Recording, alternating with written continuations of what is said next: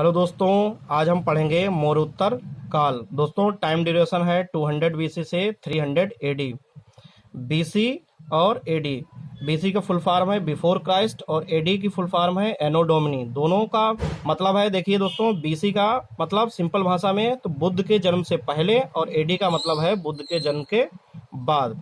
दोस्तों मौर्योत्तर काल की आय का मुख्य स्रोत भूमिकर था।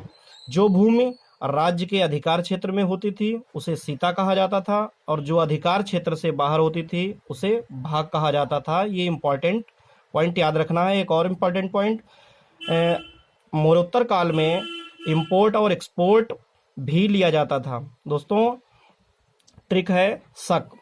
शक से सा से आपको सुंग वंश और का से कर्ण वंश याद रखना है। सुंग वंश का टाइम ड्यूरेशन है 180 बीसी से 73 बीसी।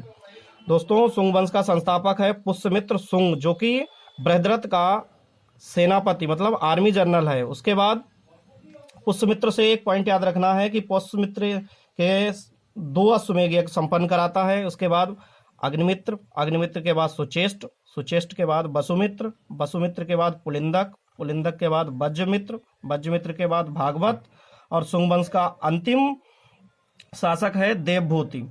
इसकी हत्या करके वासुदेव कौरव वंश की स्थापना करेगा। तो दोस्तों कौरव वंश का टाइम ड्यूरेशन है 70 बीसी से 30 बीसी।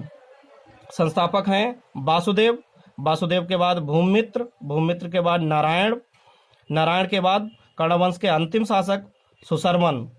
इसी की हत्या करके सिमुक आगे सातवाहन वंश की स्थापना करेगा, जो हम नेक्स्ट वीडियो में पढ़ेंगे। दोस्तों ऐसी और टाइम ड्यूरेशन पाने के लिए हमारे चैनल को सब्सक्राइब करें, दोस्तों को शेयर करें।